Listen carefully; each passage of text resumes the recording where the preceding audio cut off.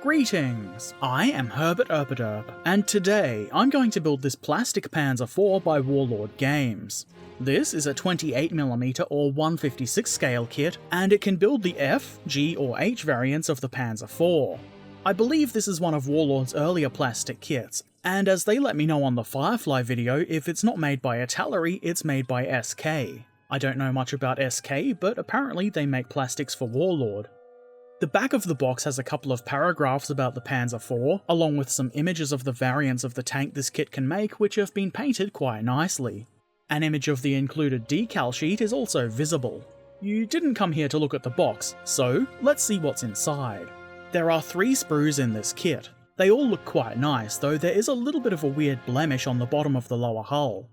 Other than that, the parts are fairly crisp and neatly moulded and free from any errors that I can see.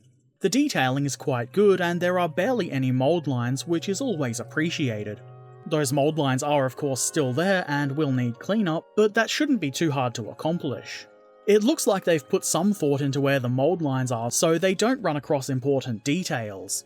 There's a commander figure on this sprue. He looks a bit grumpy. He also looks to be fairly decently modelled, though I don't intend to use him on this tank. There are of course shirts in, and they look pretty good. They do have these what I think are ejector marks on the back of the part, but these shouldn't be visible when they're on the model. My bits box is quite pleased at the prospect of a few leftover bits from this kit, which is always nice.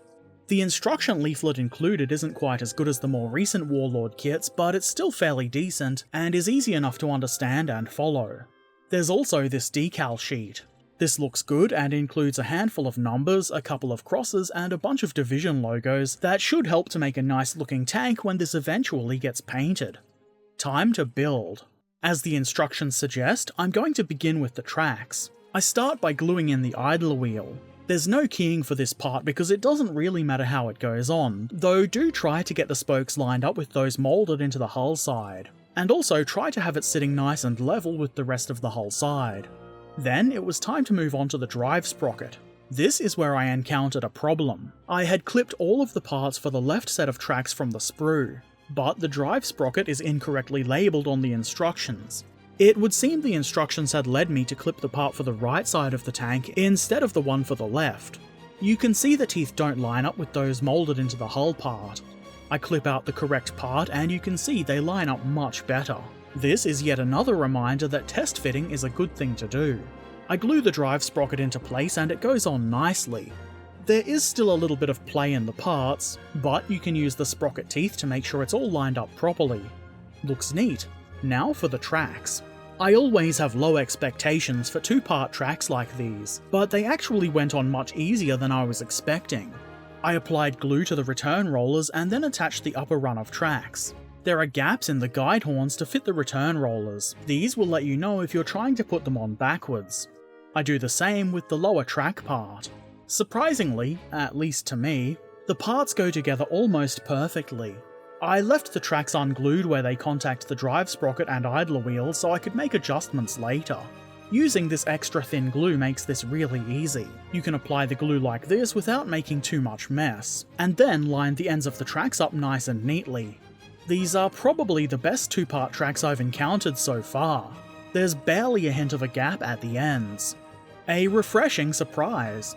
The tracks don't sit perfectly flat against some parts of the drive sprocket and return roller, but it shouldn't be too noticeable, and other than that, these are some neat and good looking tracks.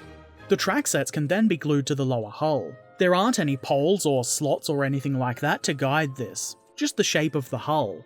It's pretty simple really, and you should easily be able to see if you're getting this wrong. The upper hull can be glued into place next. This goes on easily enough. There's a little tab at the front to help with positioning the hull. There's not much more to it than that. I do apply some pressure to try and minimise the gap, especially at the front. I then apply a bit more glue where the parts join at the rear just to make sure it's bonded nicely. As you can see, we're left with this big hole at the rear. I fill that with this rear hull plate. It's a bit of a tight fit, but it does go into place, and it looks good. The tight fit makes for minimal gaps. Then the exhaust muffler can be glued into the 2 square holes in the rear here. The fit is very good, nothing to complain about here. I add a bit of extra glue along the top here to make sure it's all bonded nicely. Next come these two overhang things. Are they air intakes? Whatever they are, they glue onto the side of the hull here.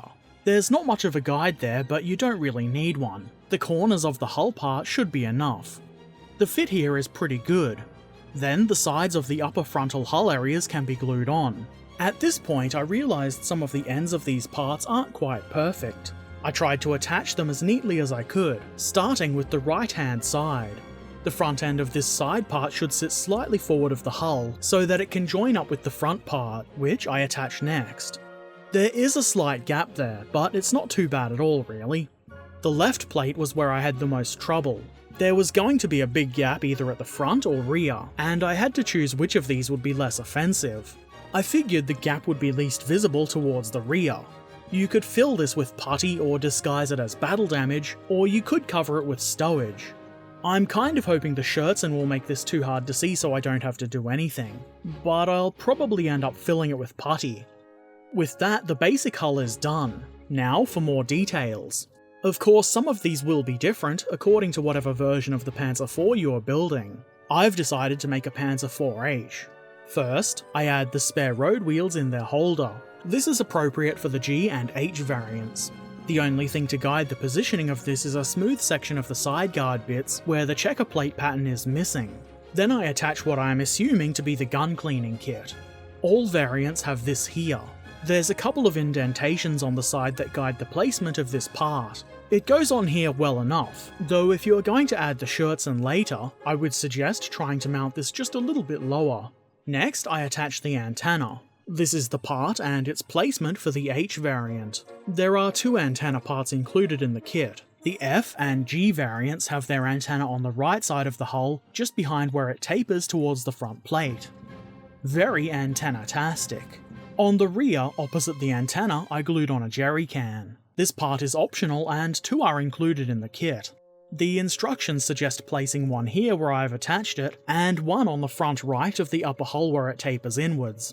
I'm sure some Panzers lost their jerry cans or put them elsewhere or had more than two. In fact, the back of the box shows the F variant with 4 jerry cans along the side of the hull where the H version's spare road wheels are. So put them wherever you want, I suppose. Then comes this rectangle. I don't think this is the antenna holder some Panzers have in a similar position. Either way, it's got a pin that goes into the notch on the side of the hull, and it sits neatly in place like so. I follow that with this pair of tanks. I don't know what they are, but I don't think they're part of the exhaust system. That's on the rear. Whatever these are, they're for the H variant only. Then, to deal with the annoyance of infantry, the tank gets a whole machine gun.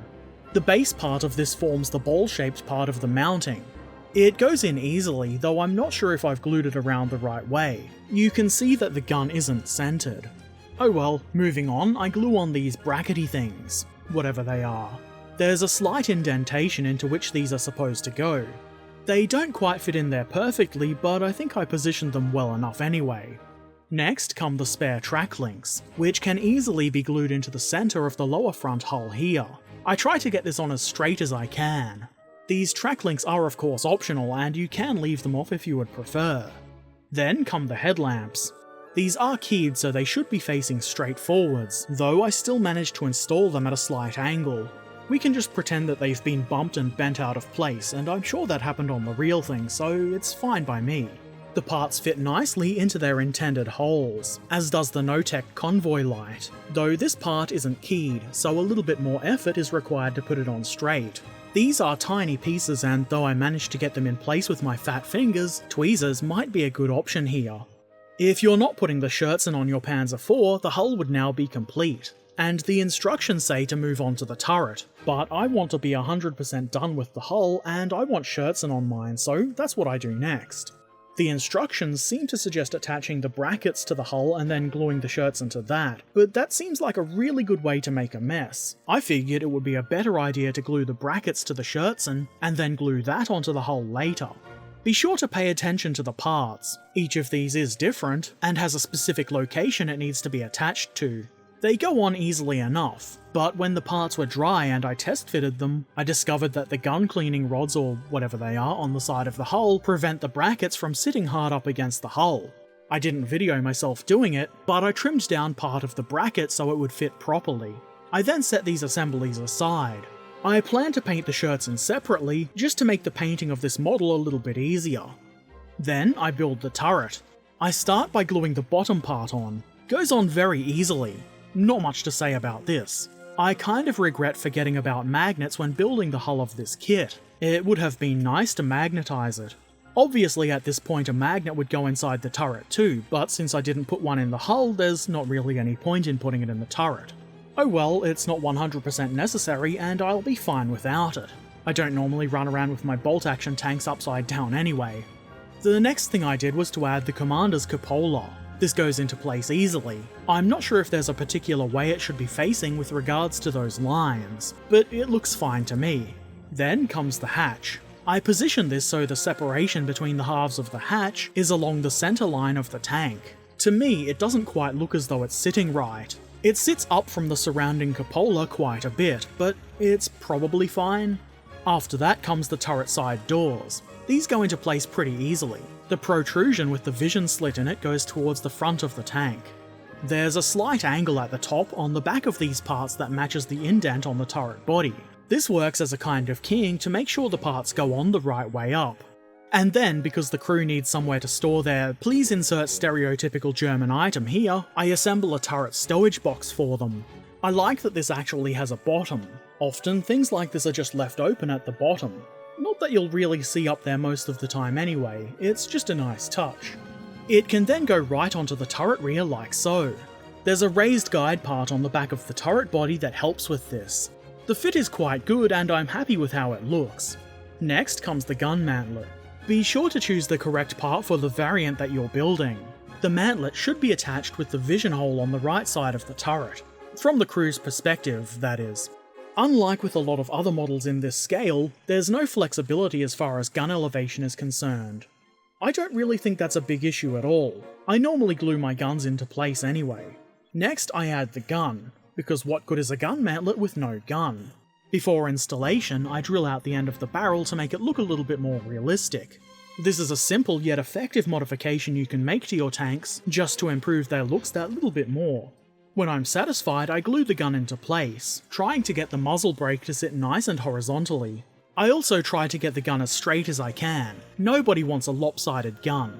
Now, like the hull, the turret also needs some shirtsen. And, like the hull, I'm gluing the brackets to the shirtsen and leaving it separate for painting. The only real difference between the hull and turret shirtsen is that both halves of the turret shirtsen need to be glued together.